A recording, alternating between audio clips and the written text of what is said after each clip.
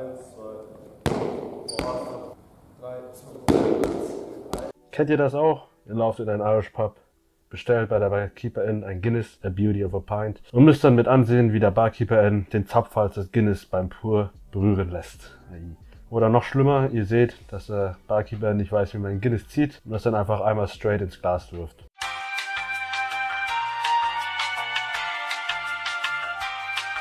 Kennt ihr das? Da springt gerade Simon, 2,5 Meter breit gebaut, 120 Kilo bencht er, 300 Kilo squattet er, mit 20 km/h gerade den wunderschönsten Tempo-Gegenstoßball bekommen von seinem Torhüter. Der läuft da gerade auf euch zu, 6 Meter, mit einem Blick in den Augen, als hättet ihr gerade seinen letzten Proteincheck weggetrunken. Und das Letzte, was eure Augen gerade so wahrnehmen können, ist der Ball, der in 2 Millisekunden euer Gesicht treffen wird. In beiden dieser Situationen habt ihr eine Sache: Angst. Entweder Angst davor, ein schlechtes Guinness zu kriegen, was eine sehr berechtigte Angst ist, oder eben Angst vor dem Ball. Und um diese Angst soll es heute gehen.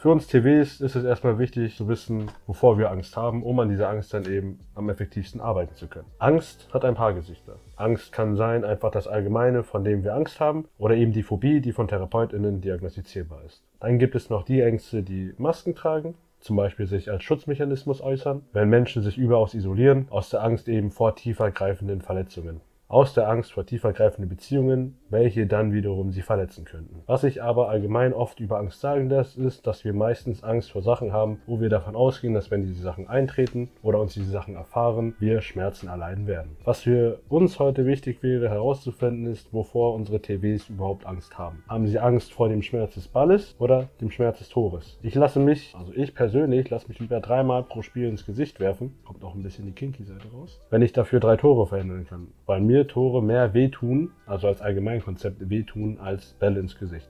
Oder anders gesagt, da will ich eure TorhüterInnen dann eben hinbringen. Ich habe gelernt, dass Gesichtstreffer jetzt nicht das Ende für mich sind. Nach einem Gesichtstreffer geht das Spiel immer weiter. Die Frage ist halt eben nur, wie wir mit dem Gesichtstreffer umgehen. Lassen wir uns davon runter machen oder haben wir als TorhüterInnen das mit unseren TorhüterTrainerInnen dann eben genug trainiert oder wurden wir dafür sensibilisiert, dass es nach einem Kopftreffer weitergehen kann und können so mental im Spiel bleiben. Es ist für mich irrational zu sagen, dass unser Ziel ist, vor allem bei jungen Torhütern, bei jungen TWs dann eben zu sagen, ja, du sollst gar keine Angst vor dem Ball haben, weil das schwingt dann immer so mit, du sollst keine physische Reaktion haben, wenn ein Ball da gerade auf dich zugeflogen kommt. Aber ich bin auch ehrlich, ich zuck immer noch weg, wenn meine Augen halt wahrnehmen, okay, da kommt gleich ein Ball auf dich, aber ich zuck halt nicht mehr so mit dem ganzen Körper weg, ich mache halt einfach nur so. Und das hier vermindert meine Körperfläche nicht allzu drastisch. Das liegt eben an dem, was ich gelernt habe. Unsere TWs müssen eben nicht so furchtlos werden, dass sie die Vertrau-mir-Mische trinken, weil ich glaube, das kann man nicht antrainieren. Entweder man hat diese Basis oder man hat diese Angst eben überhaupt nicht. Da gibt es auch einige Menschen, die ich schon getroffen habe, vor allem im Futsal- und Fußballbereich, denen ist das so komplett egal. Die haben wirklich null Angst, die haben keine,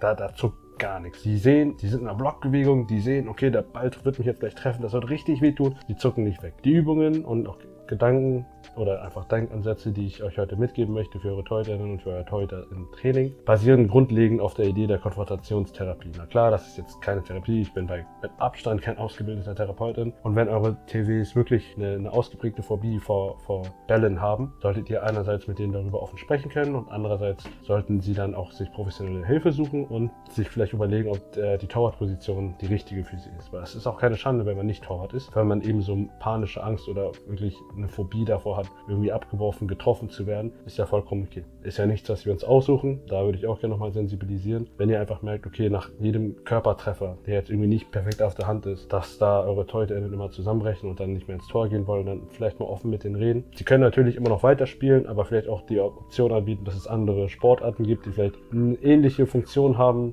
oder ähnlich aufgebaut sind wie die TorhüterInnen-Position im Handball, aber vielleicht mit weniger spürbaren Körperkontakt verbunden sind. Ich versuche eben mit den Übungen, wie man es in der Konfrontationstherapie macht, den Angstreiz so klein runterzubrechen wie möglich und dann eben von der kleinsten möglichen Reizschwelle an zu trainieren und dann uns immer aufarbeiten bis zum, ich werde jetzt hier keine Kopftreffer im Training natürlich mit einbauen, einfach wegen der Gehirnerschütterung oder wegen dem Aspekt der Gehirnerschütterung, aber für mich ist das Ziel, diesen Reiz von der Ball kommt jetzt und es wird unbequem eben so weit runterzubrechen, dass unsere TorhüterInnen daran gewöhnt sind.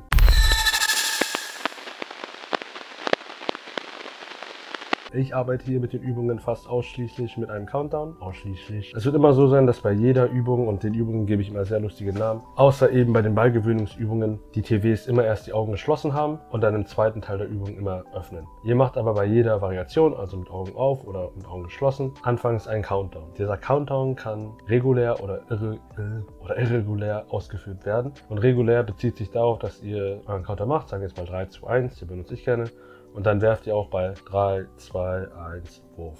Das wäre regulär. Irregulär wäre 3, 2, Wurf, 1. Also ihr könnt irgendwo werfen. Ihr könnt bei 3 werfen, ihr könnt bei 2 werfen, ihr könnt bei 1 werfen, ihr könnt auch kurz länger warten als 1, also 3, 2, 1, 0, Wurf. Einfach, damit da kein Rhythmus entsteht. Wichtig ist hierbei immer nur, dass ihr bei den regulären Countdowns, sei es offene Augen oder geschlossene Augen, immer auch auf den Countdown werft. Das soll das Vertrauen eurer TWs in euch stärken, dabei vielen dieses Vertrauen eben durch vorherige negative Erfahrungen, durch Kopftreffer von beispielsweise außen eben abhanden gekommen ist. Ich kenne es selber von mir auch, wenn da irgendwie mein Kollege Jelle steht, auf Außen, der ist 1,90, der kann gut Handball spielen, der hat einen Zug.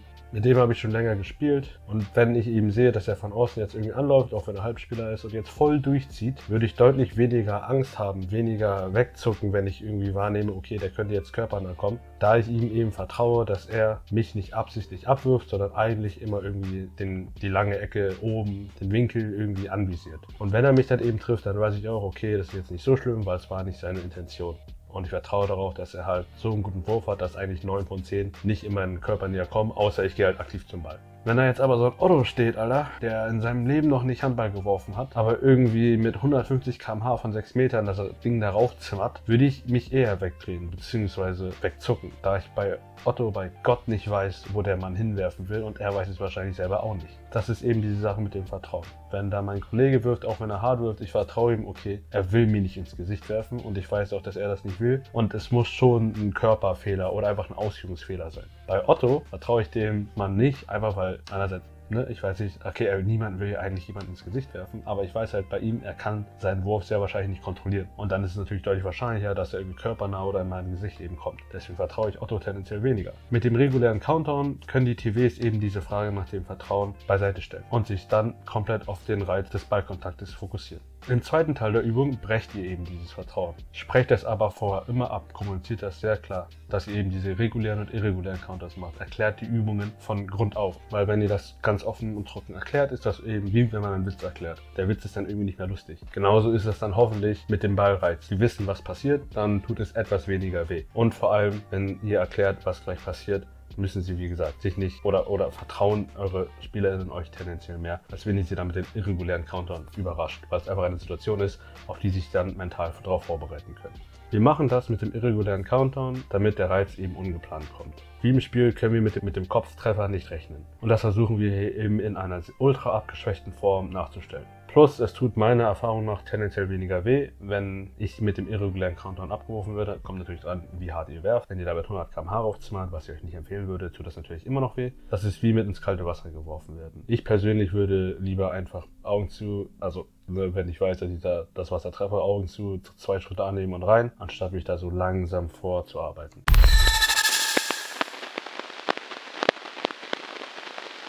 Die erste Phase besteht darin, dass unsere TWs sich visuell daran gewöhnen sollen, dass da gleich ein Ball auf sie zukommt und vor allem auf deren Gesicht und einfach allgemein an potenziellen Schmerz des Balles. Die erste Übung nenne ich einfach mal Ballregen, I guess. TW legt sich hin und ihr haltet einen Ball ausgestreckt über deren Kopf. Die TWs haben die Arme tendenziell wie in der Grundstellung oder neben dem Kopf. Ihr könnt die auch über die Brust halten, ist eigentlich ziemlich egal, solange die TWs eben den Ball kriegen. Ihr zählt den Countdown regulär runter und lasst den Ball dann fallen. Und die TWs sollen den Ball fangen. Weiterführend dann natürlich mit dem irregulären Countdown. Achtet dabei darauf, dass die Augen möglichst lange geöffnet bleiben sollen. Im Idealfall eigentlich immer offen. Erweitert diese Übung so, dass ihr nicht mehr laut den Countdown anseid, also jetzt führen sozusagen das Drittes ein und random den Ball loslasst. Also so antäuscht, als würdet ihr den Ball loslassen. Wie gesagt, kommuniziert das aber wieder auch klar. Also nicht runterzählen, nicht 3, 2, 1, auch nicht irregulär runterzählen, einfach nur so mit der Handbewegung antäuschen. Als nächstes lassen wir den Schaumstoffball auf das Gesicht des TWs fallen. Erst mit regulären Countdown, dann mit irregulären Countdown.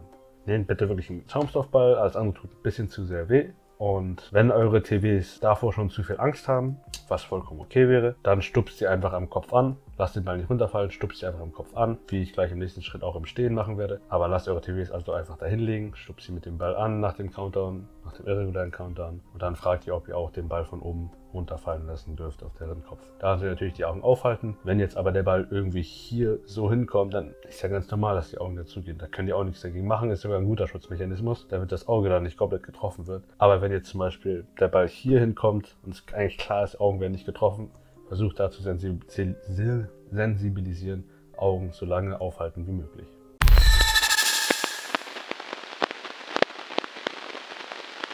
Weiterführend stellt sich der TV an den Pfosten. Ich nenne jetzt mal die Übung Ballstoßen, ganzer Körper am Pfosten. Ihr könnt das irgendwo natürlich machen, irgendwo in der Halle. Ich habe jetzt auch hier mal den Pfosten mit in meinem Torwart genommen. TV hat anfangs die Augen geschlossen und ihr zählt den Countdown regulär und dann regulär runter und stoßt den TV am Körper und am Kopf ab. Danach gleiche Übung und irregulärem Countdown und dann wieder gleiche Übung, bloß mit geöffneten Augen, dann wieder regulärer Countdown, irregulärer Countdown.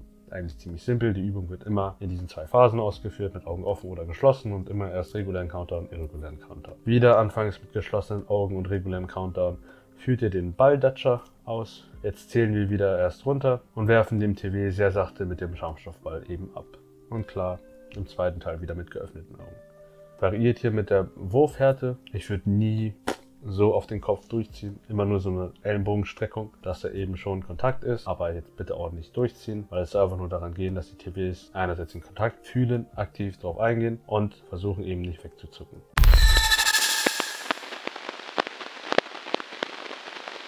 Die letzte Übung ist wirklich erst zu machen, wenn die vorigen Übungsformen durchgenommen worden sind und da auch sehr wenig weggezuckt wurde oder sehr wenig sich beschwert wurde, sage ich jetzt mal. Ich nenne sie mal Ballschuss. Und das ist eben die finale Übung, der Final Boss sozusagen. Natürlich Augen erst geschlossen, regulärer Countdown und anfangs ein Schaumstoffball und dann irgendwann ein normaler Ball. Und wir werfen mit höherem Tempo auf den Bauch des TVs oder auf die Beine. Dann natürlich wieder irregulär und danach wieder mit geöffneten Augen und wieder irregulärer Countdown. Und hier bei der Übung ist pädagogisches Augenmaß wirklich sehr wichtig. Einerseits mit dem Wurftempo nicht zu stark anfangen, aber schon härter als bei den Schaumstoffbällen, weil hier sollt ihr wirklich tendenziell werfen und nicht aber nur datschen oder so gegenstoßen. Wenn ihr merkt, dass eure TVs panisch zusammenzucken, dann geht ein paar Übungen zurück und gebt ihnen den Platz, sich nicht diesem ungewohnten Reiz eben so hingeben zu müssen. Klar sollt ihr eure TVs natürlich fordern und wenn ihr merkt, oder wenn ihr das schon wenn ihr jetzt das 2. oder 3. Mal diese Übung macht, dann könnt ihr auch versuchen, den Mut zuzusprechen oder sollt ihr denen auch Mut zusprechen. Aber wenn ihr jetzt beim allerersten Mal sehr panisch zusammenzucken oder so gar nicht auf die Übung wirklich eingehen oder darauf ansprechen,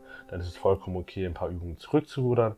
Versucht dann auch bitte nicht irgendwie so einen Ego-Trip durchzuziehen, weil hier geht es um sozusagen die emotionale Gesundheit eurer TorhüterInnen. Hier geht es darum, wie sie mit Angst umgehen. Und klar, ich bin auch großer Fan davon zu sagen, ja, überkomm deine Angst und es ist auch wichtig, deswegen sage ich das mit dem 2. oder 3. Mal. Ich würde aber auch sagen, dass es wichtig ist zu zeigen, okay, ich bin eine Vertrauensperson als deine Trainerin und ich sehe, du hast Angst vor einer Sache, deswegen möchte ich vor dieser Angst erstmal beschützen, damit wir darüber sprechen können, was gerade Sache ist, um dann eben zu sagen, hey, es ist vollkommen okay, dass du diese Angst hast, wir können gerne gerade zurückrudern, damit du emotional gerade nicht überfordert wirst, aber wir wissen beide, solange du in diesem Sport bleiben möchtest, müssen wir eben daran arbeiten. Und deswegen werden wir es in den nächsten 2, 3 Einheiten nochmal machen. Versuch dich emotional eben darauf vorzubereiten oder versuch bei diesen Übungen, die wir jetzt machen, wenn ihr eben wieder zurückgeht, dich so gut wie es geht an diesen Ballkontakt zu gewöhnen und zu visualisieren, wie das gerade im Spiel sein könnte. Und dann macht ihr das eben in den nächsten 2, 3 Einheiten. Aber versucht bitte nicht, das einfach so durchzupreschen, weil das wird wahrscheinlich die TorhüterInnen einfach mehr traumatisieren.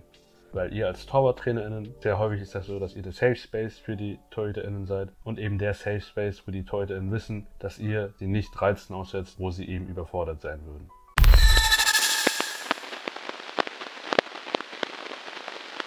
Ich finde, der Ball ist eben nur ein Reiz, den die TVs wahrnehmen und wegzucken, aber es gibt noch einen anderen, über den wir auch sprechen sollten. Und das ist eben der Reiz der WerferInnen.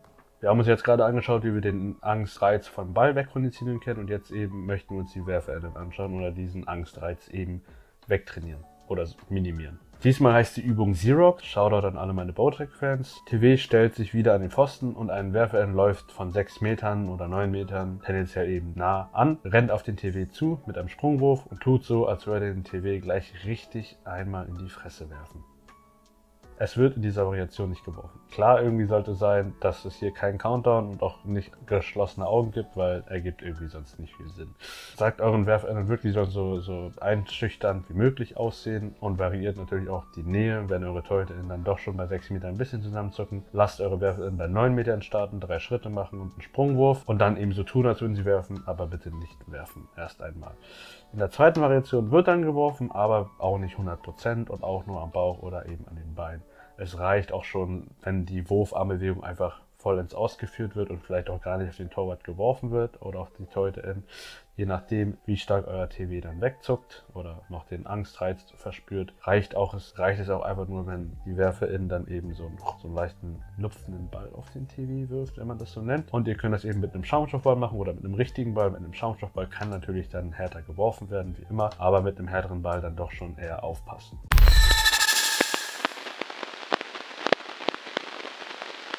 Keine Ahnung, wieso, aber für mich tut der Ball weniger weh, wenn ich den Ball aktiv im Höhensitz in der Bewegung sozusagen ins Gesicht bekomme, als wenn ich da am Pfosten dumm stehe und im Nullwinkel mir so ein fucking 40-jähriger alter Mann, der Single ist und noch 3 Kinder hat, mir einmal da in die Fresse wirft. Das tut irgendwie für mich mehr weh, als wenn ich aktiv gerade eine Bewegung mache.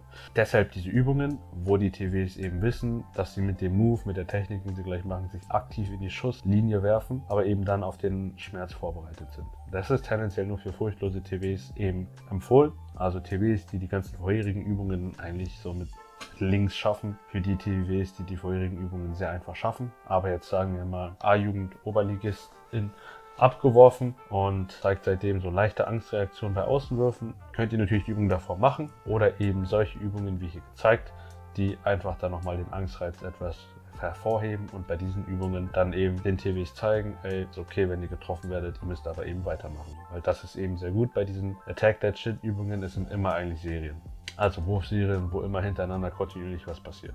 Ich habe hier mal ein paar Übungen aus dem Futsal, das könnt ihr mit dem Höhensitz machen oder auch diese Blockbewegung, die ist eigentlich ziemlich simpel zu lernen, vor allem wenn ihr sie jetzt nicht perfekt ausführen müsst. Es geht einfach darum, dass der TW da nah am Ball ist und ihr dann einmal raufzimmert. Oder eben so Übungen auch wie die hohe Hand, wo der Ball relativ nah am Gesicht der TW noch dran ist und ihr auch richtig durchziehen könnt, eignen sich eben, weil die TWs dann aktiv sich in die Schusslinie werfen müssen.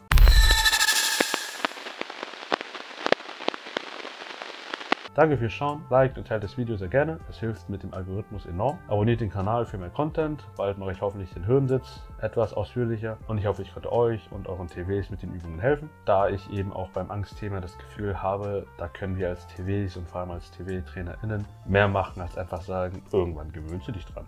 Auch wenn es stimmt, hilft es unseren TWs wie das Glas Wasser vorm Einschlafen, wenn man am Abend eben 12 Guinness getrunken hat, sehr wenig. Urquell 10 von 10.